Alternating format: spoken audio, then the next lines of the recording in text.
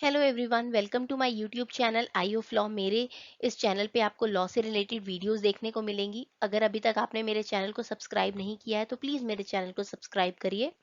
मैंने जितने भी वीडियोस अपने चैनल पे अपलोड किए हैं उसमें जितना भी कंटेंट मैंने प्रोवाइड किया है वो पर्टिकुलर टॉपिक के लिए सफिशिएंट है आपके एग्जाम के लिए।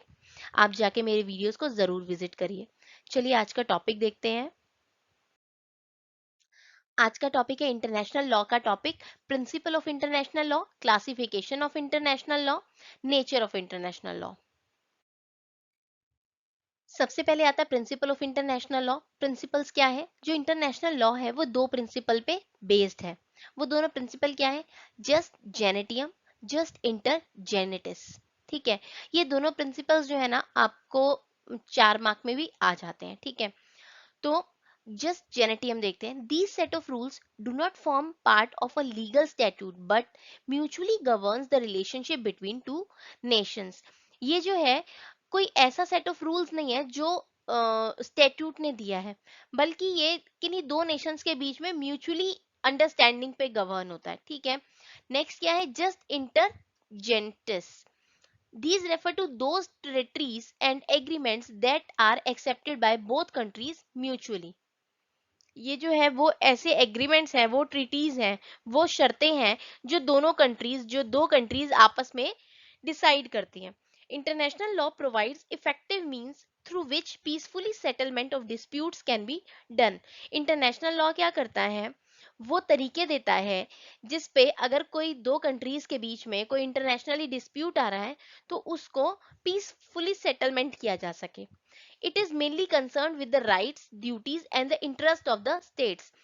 हर एक जैसे हमारे अगर हम अपने नेशनल लेवल पे देखते हैं, हमारे नेशन के अंदर देखते हैं, तो सबकी कोई ना कोई राइट्स हैं, कोई ड्यूटीज हैं। ठीक है, इसी तरीके से इंटरनेशनल लेवल पे भी स्टेट्स की राइट्स एंड ड्यूटीज हैं एक दूसरे के प्रति। ठीक है, तो जो इंटरनेशनल लॉ है, एक एक के राइट, दूसरे की ड्यूटीज, उनके इंटरस्टेट रिलेशनशिप्स, ये सब चीजों को गवर्न करता है। ठीक है, अब देखते हैं क्लासिफिकेशन ऑफ इंटरनेशनल लॉ या टाइप्स। ठीक है, international law can be classified into two groups, दो ग्रुप्स में है। ठीक है, public international law, private international law, दो ग्रुप्स हैं ये। ठीक है, public international law. Public international law is regulated by the treaties and globally accepted norms and customs which are included as state practice and opinio juris. ठीक, it regulates the relationship between those nations and peoples that are prone to be affected by a particular law as they are bound by these legal codes and rules. ये जो है वो ऐसे लोगों के ऊपर किया जाता है, मतलब ऐसे लोगों के लिए बनाया गया है जो इफेक्ट हो रहे हैं किसी पर्टिकुलर लॉ से, क्योंकि वो उस कोड के लिए या रूल से बाउंड है। ठीक है, ये ग्रुप ऑफ पीपल के लिए हो गया। Private international law, it regulates private conflicts between individuals rather than the states. ये जो प्राइवेट इंटरनेशनल लॉ जो है ये प्राइवेट कन्फ्लिक्ट्स को देखता है, मतलब इंडिविजुअल्स के बीच में, स्टेट के बीच में नहीं। It seeks to resolve disputes in the domestic municipal body which involves an issue revolving beyond its domestic jurisdiction. ठीक है, ये जो है जो डोमेस्टिक म्युनिसिपल बॉडीज है, एक देश के अंदर की जो सरकार है, जो इन्वॉल्व करती है इश्यूज को अपने मतलब अपने जुरिडिक्शन के बाहर जाकर उनको डील करता है ये। ठीक है, अब देखते हैं नेचर ऑफ इंटरनेशनल लॉ क्या है। नेचर के केस में हमारे पास इसके 4 नेचर आते हैं। कुछ लोग कहते हैं it is not a true law, international law का केवल नाम ही लॉ है, बट ये रियल सेंस में लॉ नहीं है। इसको कौन सपोर्ट करता है? इस बात को ऑस्टिन सपोर्ट करते हैं। ठीक है, इसका दूसरा नेचर के बारे में आता है कि it is a law in true sense. कुछ लोग कहते हैं कि हाँ भाई ये तो सही वाक्य में सही मायने में लॉ है। ये कौन कहता है? ओपेनहियम कहते हैं। कुछ लोग कहते हैं it is a weak law, वो कहते हैं लॉ तो है मगर वीक है। इसको कौन सपोर्ट करता है? स्टार्क सपोर्ट करते हैं। कुछ लोग कहते हैं it is vanishing point of jurisprudence, इसको सपोर्ट कौन करता है? हॉलैंड सपोर्ट करते हैं। ठीक है, अब हम वन बाय वन इन सब की एक्सप्लेनेशन देख लेते हैं। सबसे पहले देखते हैं हम, it is not a true law. वो कह कुछ हमने देखा है कि ऑस्टिन ने इस बात को सपोर्ट किया है कि ये जो है ट्रू सेंस में लॉ नहीं है। ठीक है, तो देखते हैं कि ऑस्टिन ऐसा क्यों कहते हैं। ठीक, अब ऑस्टिन की अगर हम लॉ की डेफिनेशन को याद करते हैं जो हमने ज्यूरिस्प्रूडेंस में पढ़ी थी, तो वो हमने पढ़ा था कि law is a command of sovereign if not followed backed by sanction. जो लॉ है वो सॉवरेन की कमांड है, अगर उसको फॉलो नहीं करोगे तो पनिशमेंट मिल जाएगी। ठीक है, अब देखते हैं क्या इंटरनेशनल लॉ इस लॉ के वर्ड पे, मतलब इस लॉ की डेफिनेशन पे खरा उतरता है। चलिए इंटरनेशनल लॉ के लिए देखना शुरू करते हैं कि law is a command of sovereign. ठीक है, कमांड तो है क्योंकि वो वैसे ही कोई ना कोई तो रूल सेट ऑफ रूल्स तो है ही, तो कमांड हम उसको मान लेते हैं। बट ऑफ सोवरेन, सोवरेन की कमांड है क्या इंटरनेशनल लॉ? क्या कोई एक कंट्री दूसरी कंट्री को अपने ऊपर सोवरेन बनने देगी, अपने को गवर्न करने देगी? नहीं करने देगी। तो इंटरनेशनली कोई सोवरेन एग्जिस्ट नहीं करता है। If not followed, international law तो बहुत बार ऐसा होता है कि कंट्रीज फॉलो कर रही होती है, नहीं कर रही होती है। जो हम ट्रीटीज जो साइन करवाते हैं इंटरनेशनल लॉ पे, तो कुछ कंट्रीज अगर साइन नहीं करती हैं तो वो फॉलो भी नहीं करती हैं। तो इंटरनेशनल लॉ तो बिल्कुल फॉलो किया जाता है, ऐसा जरूरी तो नहीं है। अब अगर देश में कोई कानून बनता है तो वो आपको चॉइस नहीं दी जाती है चोरी करने। ऐसा नहीं है कि चोरी करना बाकी सब तो नहीं करे, तुम्हारी अपनी चॉइस है, चोरी करना चाहो तो कर लो, नहीं तो मत करना।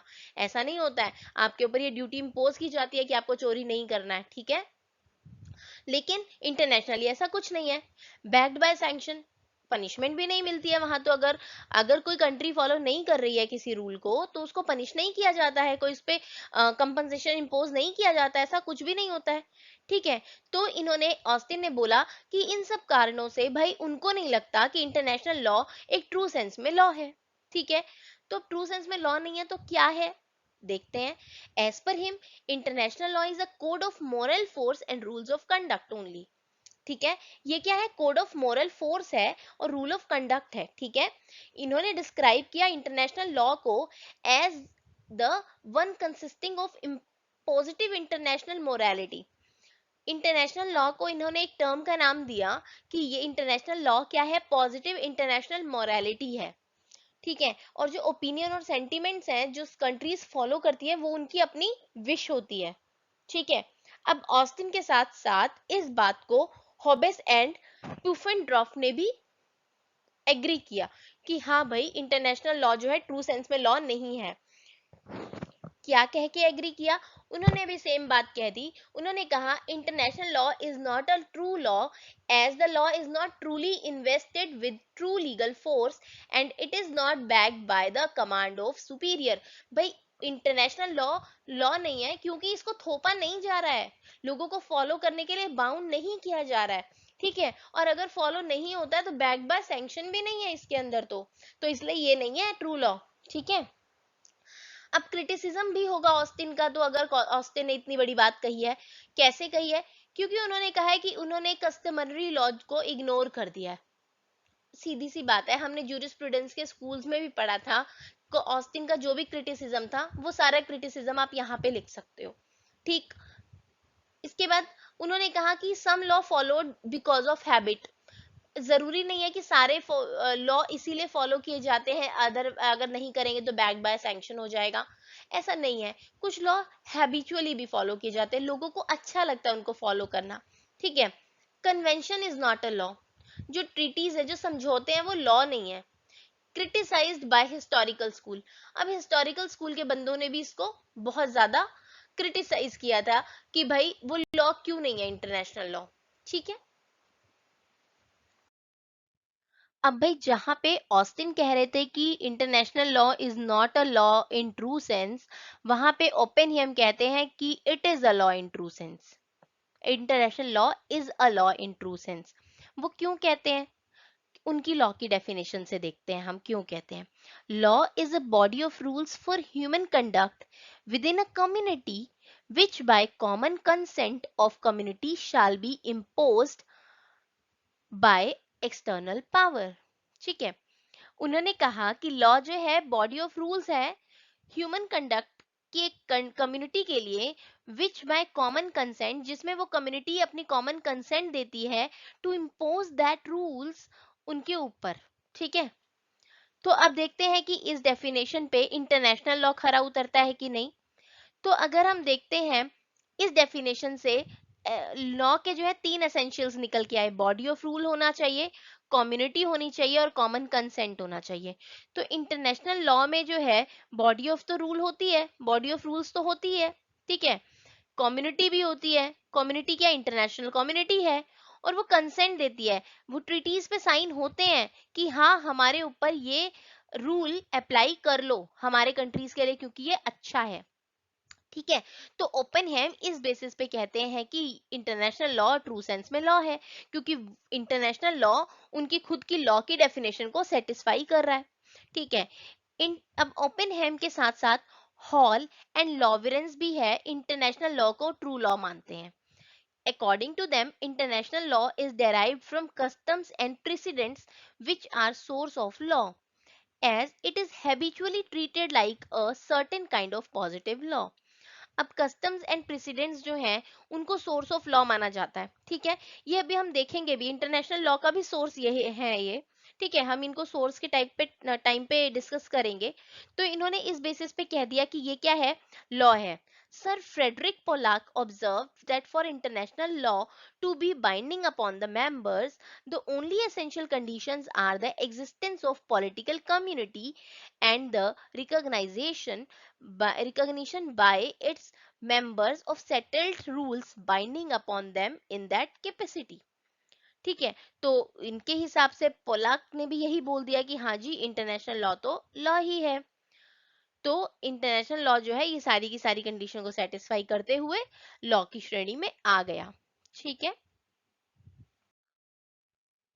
अब स्टार कहते हैं it is a weak law, वो कहते हैं कि इंटरनेशनल लॉ एक लॉ तो है मगर ये वीक लॉ है। वो ऐसा क्यों कहते हैं, क्योंकि वो जो है इंटरनेशनल लॉ को म्युनिसिपल लॉ से कंपेयर करते हैं। म्युनिसिपल लॉ वो लॉ है जो किसी नेशन के अंदर के लॉज होते हैं, इंटरनेशनल लॉ वो लॉ है जो सारे के सारे नेशन के ऊपर इम्पोज होते हैं, ठीक है।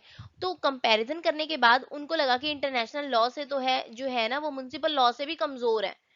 कैसे, उन्होंने ये बात क्यों कही, ये देखते हैं। क्योंकि जो रूल्स है formulated in the territories give wide option to the state parties. वो कहते हैं कि जो इंटरनेशनल लॉ जो है वो स्टेट्स को ऑप्शन देता है कि भाई आपको ये रूल मानना है तो मान लो, नहीं मानना है तो मत मानो। मगर म्युनिसिपल रूल्स में ऐसा नहीं होता, म्युनिसिपल लॉज में ऐसा नहीं होता। म्युनिसिपल लॉज को सबको मानना पड़ता है, ठीक है। वो बाउंड होते हैं, सारे सिटीजन्स बाउंड होते हैं उस लॉ को फॉलो करने के लिए। इसके बाद वो कहते हैं कि no court in true sense, वो कहते हैं कि एक्चुअली में ना इंटरनेशनल लेवल पे कोई कोर्ट नहीं है, ठीक है। ठीक है, आईसीजे एग्जिस्ट करती है, international court of justice exist करती है, but still international court of justice जो है वो सबके ऊपर मतलब बाउंड नहीं हो सकते, सबको सारी कंट्रीज पे लागू नहीं होती है, ठीक है। दूसरी बात, इंटरनेशनल कोर्ट ऑफ जस्टिस के जो भी डिसीजंस आते हैं वो प्रेसिडेंट नहीं बनते हैं। सुप्रीम कोर्ट जैसे अगर कोई डिसीजन देता है तो वो प्रेसिडेंट बन जाता है आने वाले फ्यूचर सिमिलर केसेस के लिए, वो एक एग्जाम्पल सेट कर देता है वो डिसीजन। बट आईसीजी, आईसीजे मतलब इंटरनेशनल कोर्ट ऑफ जस्टिस, उसके केस में प्रेसिडेंट्स नहीं बनते हैं, ठीक है। अब इसके अंदर क्या है, lack of effective enforcement system है। ये जो है सबके ऊपर इफेक्टिव मतलब इफेक्टिव एनफोर्समेंट नहीं करता है, इसमें इसका लैक होता है। रूल्स आर वायलेटेड, एक रूल एक कंट्री तोड़ती है, दूसरा रूल दूसरी कंट्री तोड़ती है। At the time of war सारे रूल सारी कंट्रीज तोड़ रही होती हैं, तो इधर क्या है, रूल्स का वायलेशन होता रहता है। तो ये क्या है, एक वीक लॉ है, किसी लोगों के ना मतलब कंट्रीज के विश पे डिपेंड कर जाता है, आपको मानना है मान लो, नहीं मानना मत मानो, इस टाइप से काम चलता है यहाँ पे, ठीक है। तो स्टार्क ने बोला it is a weak law. इसके बाद आता है it is vanishing point of jurisprudence. ये जो है जूरिस्प्रूडेंस का एक वैनिशिंग पॉइंट है। देखते हैं कैसे। This concept is supported by Holland which means international law and jurisprudence are parallel to each other. Holland ने बोला कि जो इंटरनेशनल लॉ है वो वैनिशिंग पॉइंट है जूरिस्प्रूडेंस का। कैसे, उनका ये मानना था कि इंटरनेशनल लॉ और जूरिस्प्रूडेंस हमेशा साथ साथ चलते हैं, पैरेलल है वो, मतलब ठीक है, वो पैरेलल चलते हैं, ठीक। अब जो जूरिस्प्रूडेंस है वो नॉलेज ऑफ लॉ है और जूरिस्प्रूडेंस को हम लॉ भी कह सकते हैं।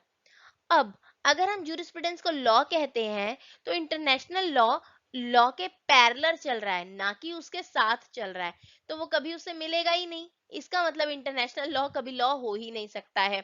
तो जो ये वाला वैनिशिंग पॉइंट ऑफ जूरिस्प्रूडेंस है ना, इसको हम first point, it is not a law in true sense के अंदर भी कंक्लूड कर सकते हैं। ठीक है, इसके बाद क्या आता है, और in simple term jurisprudence and law and being parallel to international law, jurisprudence and international law can never meet to each other, simple term में ये बात है।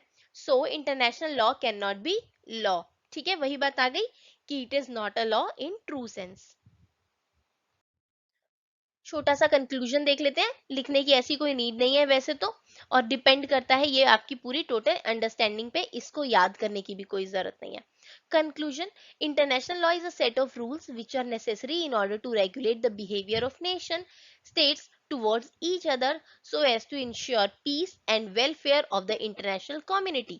इंटरनेशनल लॉ जो है वो सेट ऑफ रूल्स है जो स्टेट्स के ऊपर नेसेसरी होते हैं ताकि वो उसको माने, किस लिए, पीस और वेलफेयर ऑफ द कम्युनिटी के लिए, इंटरनेशनल कम्युनिटी के लिए।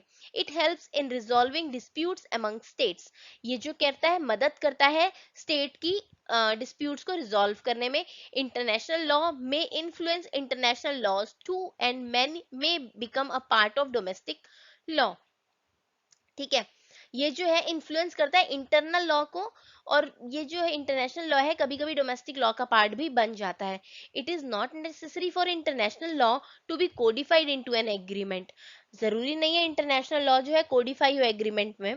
There have been a lot of developments in the modern international law and the international court of justice is considered as the principal body responsible for upholding the tenets of international law.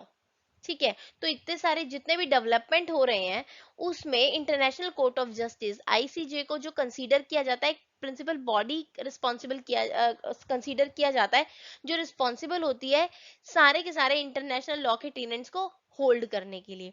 ठीक है, ये जो हमारा nature का जो ये topic है ये काफी इंपॉर्टेंट टॉपिक है, एग्जाम में अक्सर ये पूछा जाता है। इसके साथ हमारा ये टॉपिक आज का समाप्त होता है। मिलते हैं हम नेक्स्ट वीडियो में, तब तक मेरे चैनल को अगर आपने सब्सक्राइब नहीं किया है तो प्लीज सब्सक्राइब कर लीजिए, मेरी वीडियोस को लाइक एंड शेयर कीजिए। कोई सजेशन है या कोई क्वेरी है तो मुझे कमेंट बॉक्स में कमेंट भी करिए। ठीक है, मिलते हैं नेक्स्ट वीडियो में। Thanks for watching.